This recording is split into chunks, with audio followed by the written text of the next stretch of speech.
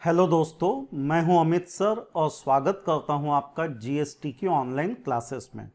आज हम एक बहुत ही इंटरेस्टिंग मुद्दा यहां पे डिस्कस करने वाले हैं, जिसको लेके बिजनेसमैन में भी कन्फ्यूजन होता है और स्टूडेंट्स में भी, और बहुत मज़ा आने वाला है हमें ये सब पढ़ के। लेकिन हम ये एकदम से ना पढ़ते हुए छोटे छोटे लेक्चर सीरीज़ के फॉर्म में इसको पढ़ेंगे। मुद्दा है कि जो अलग अलग प्रकार की कैटरिंग, रेस्टोरेंट या होटल अकोमोडेशन की सर्विस होती है, उसको लेके जीएसटी लॉ क्या कहता है। आइए सीधे एक इम्पॉर्टेंट क्वेश्चन पे आते हैं। क्वेश्चन ऐसा है कि caterer and restaurant are supplying food that is goods, then why it is considered as service.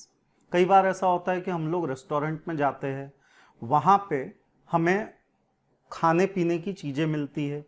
कुछ चीज़ें होती है जो रेस्टोरेंट वाले बना के हमें सर्व करते हैं, और कुछ चीज़ें होती है जो रेस्टोरेंट में रेडीमेड पैकेज्ड फॉर्म में मिलती है। जैसे इस बात को समझाने के लिए आप इन दो तस्वीरों को देखिए। पहली तस्वीर, यहाँ पे भी हमारे पास में कोल्ड ड्रिंक है, और दूसरी तस्वीर, उसमें भी हमारे पास कोल्ड ड्रिंक है। पर फर्स्ट जो फोटो आप यहाँ देख रहे हैं, उसमें ये जो चीज़ है ये प्रिपेयर्ड है। मतलब ये कि होटल वालों ने मौसम्बी लाई या संतरा लाया और उसका जूस बना के हमको दिया। तो ये जो प्रोसेस करेंगे होटल वाले, ये सर्विस मानी जाएंगी। जबकि होटल अगर पेप्सी, कोक इस तरह के कोई रेडीमेड कोल्ड ड्रिंक बेचता है, तो ऐसी स्थिति में हम उसे मानेंगे गुड्स, जबकि ऊपर वाले केस में हम उसे मानेंगे सर्विस। है इंटरेस्टिंग बात। आइए पढ़ते हैं यहाँ क्या लिखा है। यहाँ लिखा है कि सप्लाई ऑफ एनी प्रिपेयर्ड और सर्व फूड, ऐसा कोई भी खाना जो रेस्टोरेंट में बना के हमें सर्व किया जाए। एक और तस्वीर है आपके सामने, वो भी बड़े अच्छे से आपको ये समझा देंगी कि रेस्टोरेंट में जो फूड हमें दिया जाता है उसे हम सर्विस क्यों मानते हैं। तो ये फूड है, लेकिन ये जिस तरह से हमारे सामने पेश किया जाता है उसको मिला के वो बन जाता है एक सर्विस। जबकि पेप्सी, कोक जैसी चीज़ें या बिस्किट के पैकेट जो एक रेस्टोरेंट में मिलते हैं, वो गुड्स की ही कैटेगरी में आते हैं। आइए पढ़ते हैं आगे क्या बात है।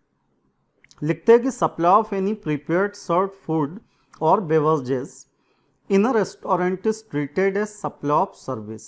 ठीक, तो यहाँ पे जिन बेवरेजेस की बात हो रही है वो इस तरह के रेडीमेड कोल्ड ड्रिंक नहीं है, बल्कि वो प्रिपेयर्ड कोल्ड ड्रिंक है जो रेस्टोरेंट की सर्विस कैटेगरी में आते हैं।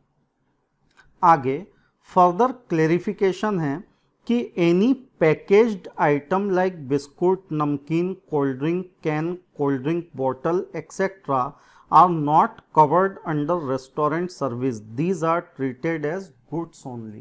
इन चीज़ों को गुड्स माना जाएगा। यानी एक रेस्टोरेंट का अगर बिल बना, मान लीजिए आप रेस्टोरेंट में गए और आपने वहाँ से डोसा लिया, तो वो डोसे पे जो जीएसटी का रेट लगेगा वो जो रेस्टोरेंट सर्विसेज पे लगता है वो रेट लगेगा, उस पर हम आगे बात करेंगे। और ये कोल्ड ड्रिंक वगैरह पे जो रेट लगेगा वो सर्विस का रेट नहीं, बल्कि वो गुड्स का रेट लगेगा। मतलब कोल्ड ड्रिंक वगैरह पे जो रेट से जीएसटी लगता है उसी रेट से वो जीएसटी बिल में लगेगा। इन सब मुद्दों पे, इन सब रेट्स पे भी हम आगे बात करेंगे। इस पे सीजीएसटी का शेड्यूल 2 क्या कहता है देखिए। वो कहता है supply by the way of or as a part of service or any other manner whatsoever of goods being food or any other article for human consumption। कहता है कि supply by the way of or as a part of service or in any other manner. मतलब ये कि आप लोगों को खाना किसी भी तरीके से, अगर वो ह्यूमन कंजम्पशन के लिए है, वो बना के अगर सर्व करते हैं, या कोई ड्रिंक, स्वाभाविक बात है यहाँ पे अल्कोहल की बात, शराब की बात नहीं हो रही, यहाँ soft drink, cold drink, juice, इन सब चीज़ों की बात हो रही है। लिखा भी है आगे, अगर आप उसको देखिए तो वहाँ पे क्लेरिफिकेशन है, other than alcoholic liquor for human consumption. मतलब यहाँ पे जिस कोल्ड ड्रिंक की बात हो रही है वो अल्कोहल नहीं है, क्योंकि हम जानते हैं कि अल्कोहल अभी फिलहाल जीएसटी के दायरे में नहीं है। कहता है कि व्हेन सच सप्लाई और service is for cash, deferred payment और अदर वैल्यूएबल कंसिडरेशन। क्योंकि खाना तो मम्मी भी बनाती है ना घर में, तो यहाँ बोला है कि ये जो सप्लाई ऑफ सर्विस है ये या तो कैश में हो या उधार में हो या किसी वैल्यूएबल कंसिडरेशन के बदले में हो, shall be treated as supply of service. तो इसको माना जाएगा कि ये सर्विस का सप्लाई है। तो आई होप कि आपको ये मुद्दा एकदम क्लियर हुआ होगा कि एक रेस्टोरेंट में सर्विस क्या है और गुड्स क्या है। हम अगले लेक्चर में फिर मिलेंगे और भी बढ़िया इंटरेस्टिंग बातें डिस्कस करेंगे। तब तक के लिए बाय बाय।